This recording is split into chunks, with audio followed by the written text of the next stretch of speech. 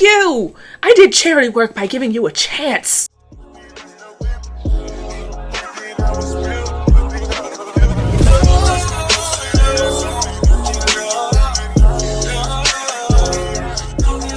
Hello everybody, welcome back to my channel. If you're new here, my name is Imai and today is Beattv Tuesday. If you are unaware, Beattv is the series on my channel where we watch an episode of a TV show.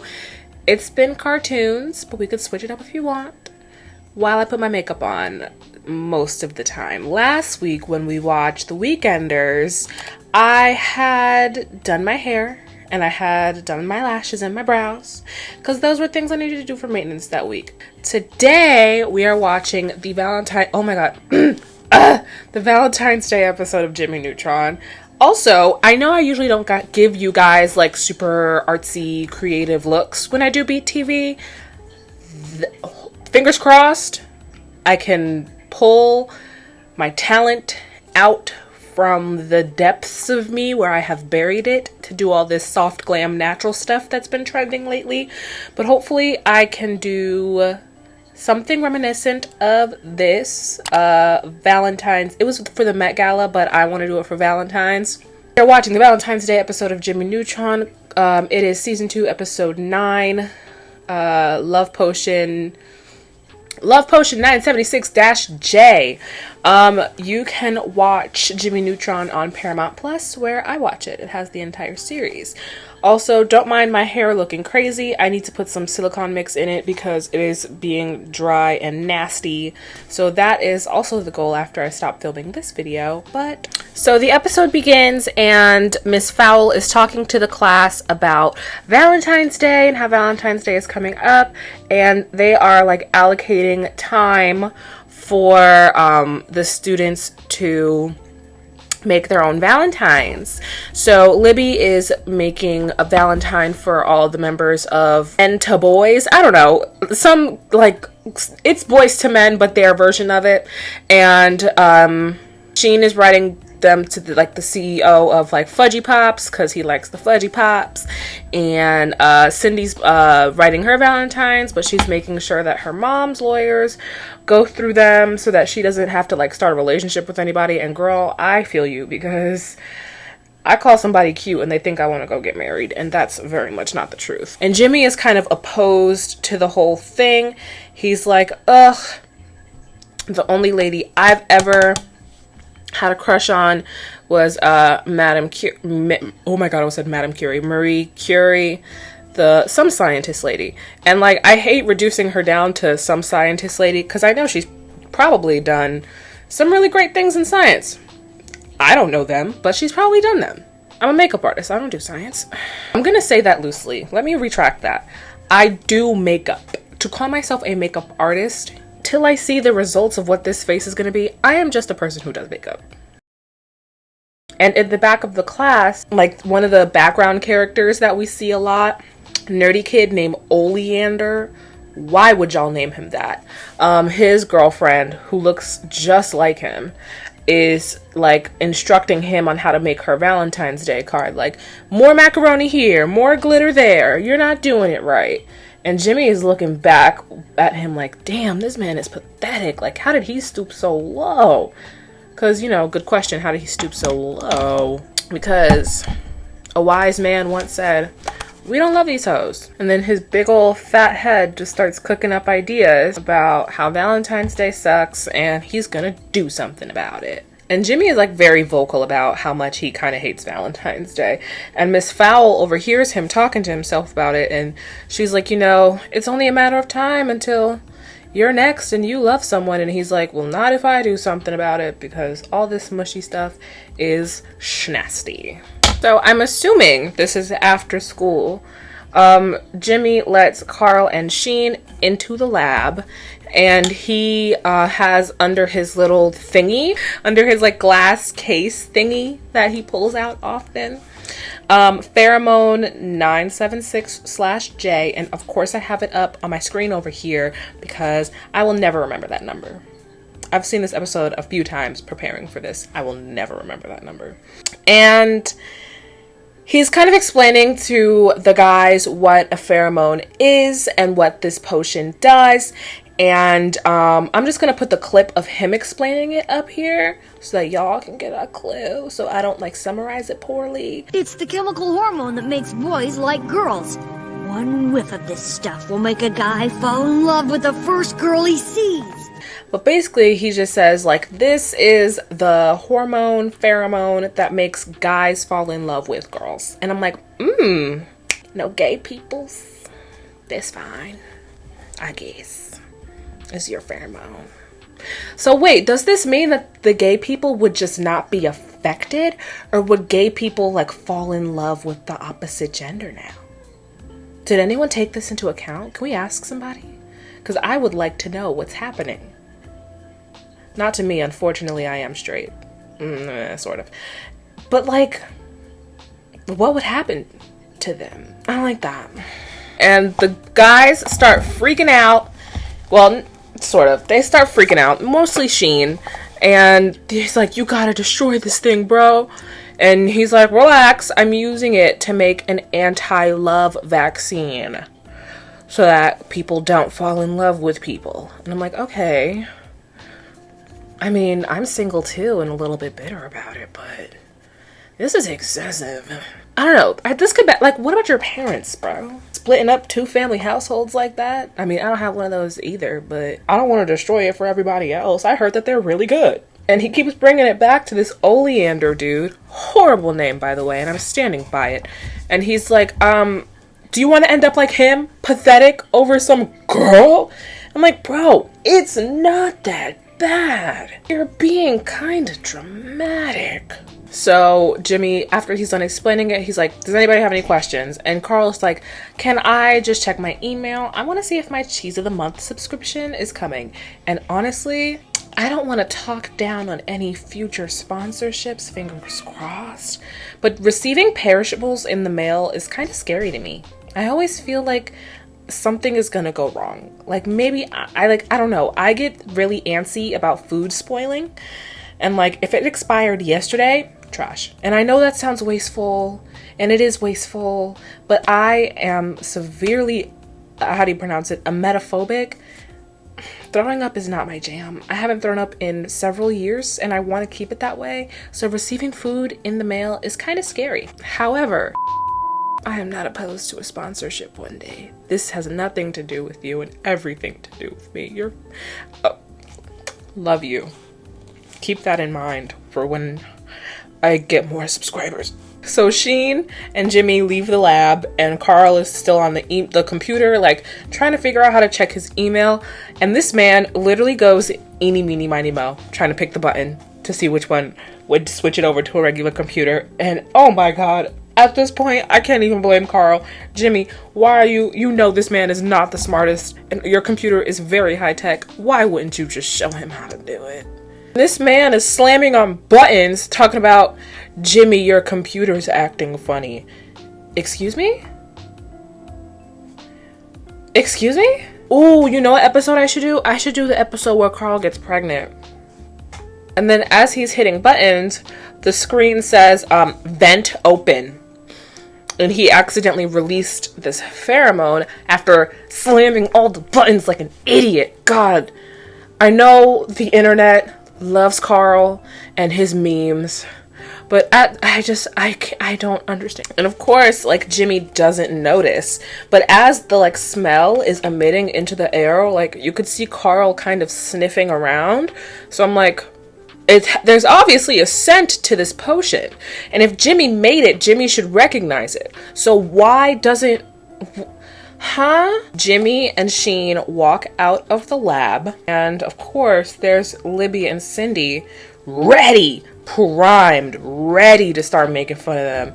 And she says some remark, and as he turns around to make his comeback, he looks at her and the potion is working and he's like in love with Shorty. I'm like, oh.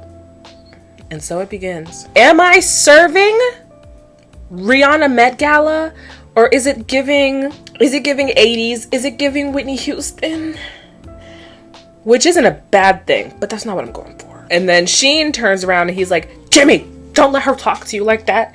And then he peeps Libby and of course the eyes. And like, I shipped Sheen and Libby since I was like a child watching this show. I thought they were so cute together, and Sheen was always all up on Libby, and I loved that. I was like, yes, king. I don't know. It was also nice to see like a black girl being desired on television. That was kind of cool too. Low-key made me feel like I was capable of being desired. My dating endeavors as an adult has proven that untrue.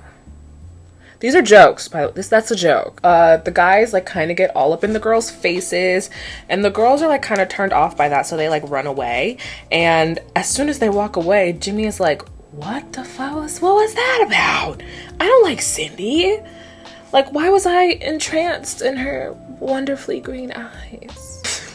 And Carl just comes strutting out of the lab, goes into the kitchen to look for Jimmy and Sheen, and he runs into Mrs. Neutron, and then that's who he falls in love with. Why was this a thing? Why did he have a huge crush on Mrs. Neutron? I'm not done with my lips, but I just wanted to show you the lip gloss I'm using. It's Chucky! He's so cute! Jimmy's mom is making cookies, but of course, with Carl in love with Jimmy's mom, there's the obstacle of Jimmy's dad. But Jimmy's dad is like not bothered. He's like, I'm in love with her and there's nothing you can do about it. And he's like, alrighty then. King Jimmy's bed. I can't even speak.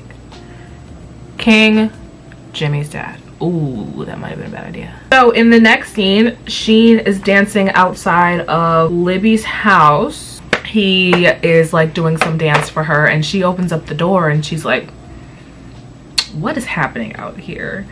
And he's just like professing his love for her, and he gives her Melty Face, which is one of his Ultra Lord action figures that he destroyed by mistake, but it's still his favorite one. And when Libby receives Melty Face like as a gift, she's kind of like flattered. She's like, oh wait, that's kind of, she's like smiling. I'm like, that's kind of sweet. This is your favorite one and you gave it to me? Like, that is kind of cute though. So in one of the next scenes, the girls are in the juice bar. It's Cindy, Libby, and I think their friend like Tiffany. I think her name was stupid. I can't remember if her name was dumb. But they're talking about, you know, their perfect Valentine, and Libby's talking about how like flattered she was by getting Melty Face, and the other girls are kind of like, you can do so much better. Like, Sheen, are you kidding? Sheen? And well, Libby's like, well, what's your idea of a perfect Valentine? And Cindy breaks out into this song that basically describes like a slave. And I always say I need a boyfriend so that he could put my furniture together for me and pump my gas. Those are legitimate needs. She's just talking about someone to do like everything, she says. And like, not everything, but definitely put my furniture together and pump my gas and mount my TV and hang pictures on the wall, because I'm really not good at that. Oh, and put air in my tires. I am shit at that. But not everything, I say. Just like those things. And she's just talking about how like that magical someone in her life will appear when she least expects it. And Jimmy crashes into the juice bar in the hover car and comes into the juice bar, and he's like, God, Cindy, I don't want to say it, but I'm in love with you. And he like kind of screams it to the whole like establishment. And of course that embarrasses her, and everyone's like laughing. So she throws his ice cream. She throws her ice cream right in his face. You're not gonna embarrass me in front of all these people? You think you're gonna embarrass me in front of all these people? You're mistaken. So when Jimmy gets kicked out, he gets another ice cream thrown in his face. And the girls are just back at their table talking, and they're like, why would Jimmy like embarrass himself like that in front of everyone? And Libby's like, you know, he might actually like you. And she's like, oh shit, that might be true. So she finds him and she's like, hey, so you like me, what are you gonna do about it? And he invites her to the lab so that they can like watch a movie and hang out the next day. And he's like stoked about it until he realizes that he just made a date with Cindy, and he screams like, no, like mad loud. First of all, Cindy, if I was Cindy, I would have turned my ass around. I was like, oh, word? You like me and then this is how you... No. No. Never mind. Canceled. What the fuck is that? I give you a chance and I don't even like you? And are you over here regretting the fact that you asked me out 2 seconds ago and I said yes 2 seconds ago? I'm not even down the street. I didn't even cross the street. I'm still here. So the next day, him and Goddard are getting the lab ready for his date. And he's cleaning up. He got his little cute robe on looking like Hugh Hefner, Rico Suave with the ice cream cone top slick back. And he's trying to impress his woman, okay? He even puts up a holographic scenery with a fireplace because he's about to get it on and pop it with his shorty that he don't even really like that. Meanwhile, Sheen is on his little excursion with Libby, and he has her blindfolded and he's walking her somewhere very dangerously, might I add, like in the street, almost got hit by a car. And she's like, hey, this is really sweet and everything, but this whole goddess act kind of has to stop. It's weird. And he's like, ooh, then maybe this shrine I made for you is also kind of weird. And she's like, what the fuck is this? But she's still flattered by it. And he gives her a heart-shaped card that says, will you be my ultra love? And she's like, of course. And I'm like, what the? This is so cute. It's so cute. I love it. And then Jimmy's parents are like in the park Valentine's Day, just trying to spend some time together. And Carl's trying to sabotage their date. But he is like playing some like, I don't know, like circus guy with a monkey. And the monkey is like attacking Mr. Neutron and like drags him into like the bushes. And Mrs. Neutron is being a... She is like watching it go down and not trying to like help her husband. Okay, girl, tell me how you really feel. Like, fuck. And Carl's like ripping off his hat and his mustache like, it's the Weezer's time to shine. Now that the husband is gone, I'm finna pull up on my bitch. Play with it or stay with it. And he rips off like his glasses that have the mustache attached. And she's like, Carl, like how many? He's in the same outfit. Like, I call it Hannah Montana syndrome. Make one change and you don't know who that is.